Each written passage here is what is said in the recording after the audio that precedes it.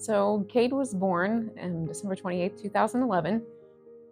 Normal delivery, normal, infant, kind of until he was 8 weeks old. Then we started to notice that he had some yellowing in the corners of his eyes.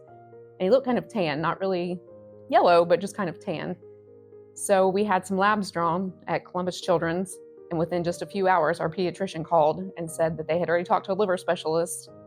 And so we knew something was seriously wrong. So we went to see the liver specialist, and within just, a week of getting those labs drawn, he was diagnosed with biliary atresia. He had his first surgery when he was 8 weeks old, and that was a Kasai procedure, which is a procedure where they take part of the intestines and attach it to the liver in order to create a bile duct, because in biliary atresia, the bile duct gets scarred shut, so that the bile just sits in the liver and causes cirrhosis. So he had that first surgery when he was 8 weeks old, and he did fairly well. He had a few more surgeries after that. But then when he was 1, it didn't seem like he was, progressing like he should. His liver numbers weren't coming down like they should. So we got referred to Cincinnati Children's, to the transplant team, just to, have an evaluation and see what we should do. So right after he turned 1 year old, we listed him for transplant, and he did pretty well over the next 6 years. He stayed actively listed all those years just because we knew there was, going to be a need, but he was very, low on the list, never got really above probably a 10 on the score.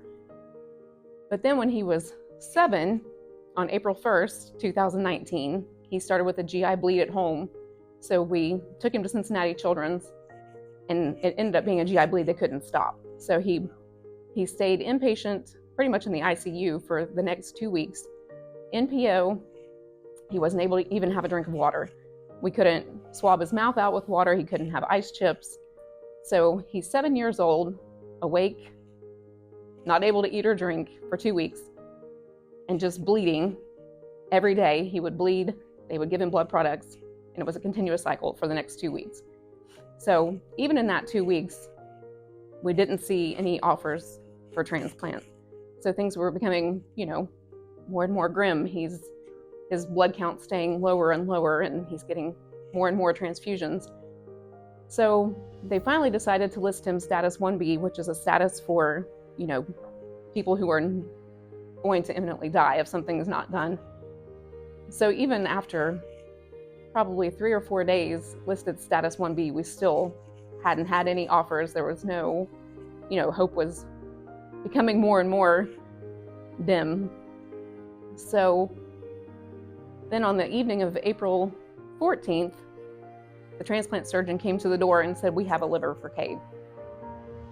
And I don't think I've ever had more emotion than that moment, because, in that moment, somebody's going through a horrible time in their life, but they can see beyond themselves to offer hope to you and your family.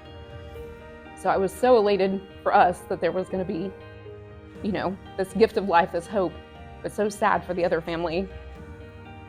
So April 15th, the morning of April 15th, they came and got him and took him to surgery, and he was in there for all day, hours and hours and hours. And so he came back, and then, a few days later, he seemed like he was doing really well the first few days after transplant, but then after that, he's continued to bleed, and he continued to bleed. And so then seemed like the cycle was just going to repeat itself. All day he was getting blood products, but this time he already has a new liver, so, it was terrifying. So he ended up going back to surgery an additional 5 times after transplant, so that they could try to identify the source of the bleeding, and they just never did. But then he started to level out, and they, little by little, he started to get better and better. And so in total, he spent about 8 weeks in the hospital, and, a few weeks at Ronald McDonald House in Cincinnati. And then we were, had to help him learn to walk again, because he'd been in bed so long, and, he was so thin and so frail. But we helped him, bounce back, and now he's 12 years old, and he can do all the things that a normal 12-year-old does. The simple act of saying yes to organ donation is so far-reaching. Like, it's not just, in that moment that, you know, someone makes that decision, they have affected our lives forever. Like, you know, we get to keep our son, and he gets to be an uncle, and he gets to be a brother, he gets to be a friend, he's learning to play baseball, he plays the saxophone in the band. Like, without them saying yes in their time of grief and being able to provide hope, we wouldn't have our son. You know, it affects everything.